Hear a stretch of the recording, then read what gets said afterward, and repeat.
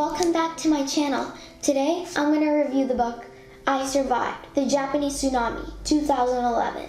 This book was written by Tarshis and illustrated by Dawson. This book has 83 pages and 13 chapters. So what is this book all about?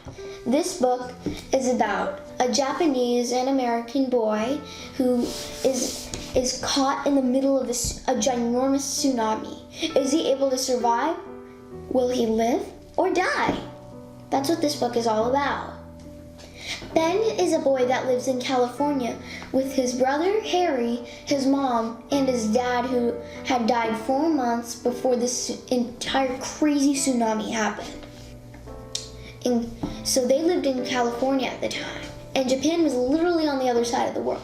So they went on a plane, ended up in Japan and met Oji-san, which is his dad's uncle.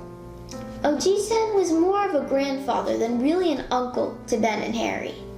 After breakfast, Harry ended up, climbing the cherry tree and made the wish. But then Ben heard this super loud scream that made him jolt outside. Ben saw him. The little guy looked terrible. His nose was bloody, and then there was this big cut on his arm. They all went to the hospital, and Dr. Sato, the doctor, checked on Harry and gave him a stitch. Only Harry was really terrified at first. After 5 or 6 minutes after they got home, this crazy rattling started coming from nowhere. Oji-san shouted, "Ben, Harry," then in Japanese, "Earthquake, earthquake." Ben and Harry noticed that shaking literally everywhere. Harry was awake, wide awake at the time because of that shaking, and Ben was really scared. Ben calmed down and dragged Harry and Nia underneath the bed. The ceiling above them collapsed. It was just dusty everywhere.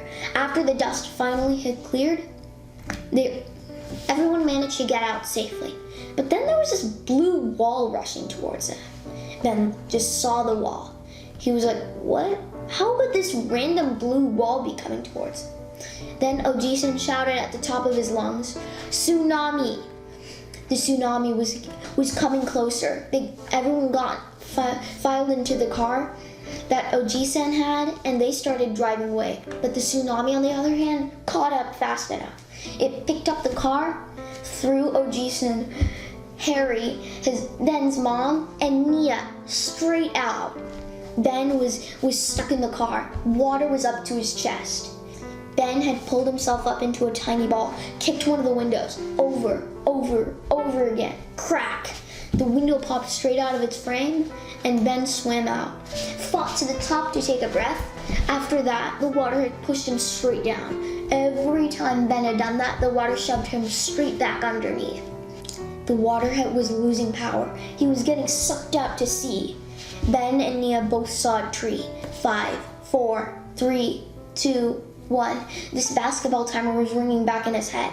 Ben jumped, and Nia was actually hooking her claws into Ben's skin, grasping it tightly and to make sure Ben was still safe on the tree.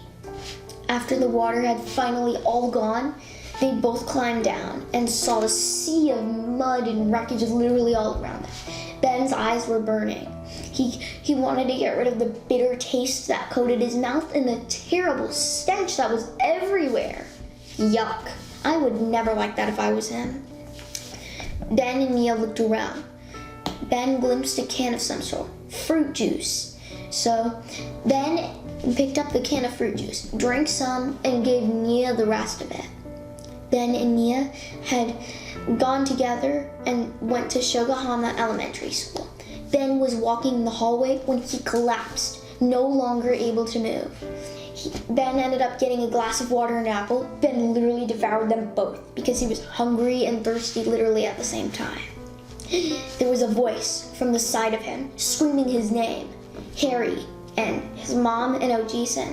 Harry was running straight towards him, tears streaming down his bright, happy, smiling face, his arms wide open. 2 weeks after the disaster, they were finally heading home.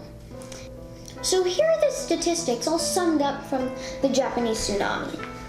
Nearly 16,000 people were killed, because they either drowned or were just sucked away by the tsunami. More than 6,100 people were injured by flying debris, getting hurt in the water in a way. 2,670 are literally still missing after 11 years. About 1 million buildings were either badly damaged or obliterated straight from the surface of the earth. Now that's just deadly. The earthquake that caused it was the 4th strongest earthquake in the world. The reason why the tsunami was literally kicked up so powerfully, surging towards Japan. So everyone, go and read this book to read an amazing story and to find out how a boy had survived one of the most dangerous tsunamis recorded in all time. Friends, thanks for watching my videos. Please like, comment, share, and subscribe to my channel to stay tuned in on my new videos. I'll fly over to my next video. See you there!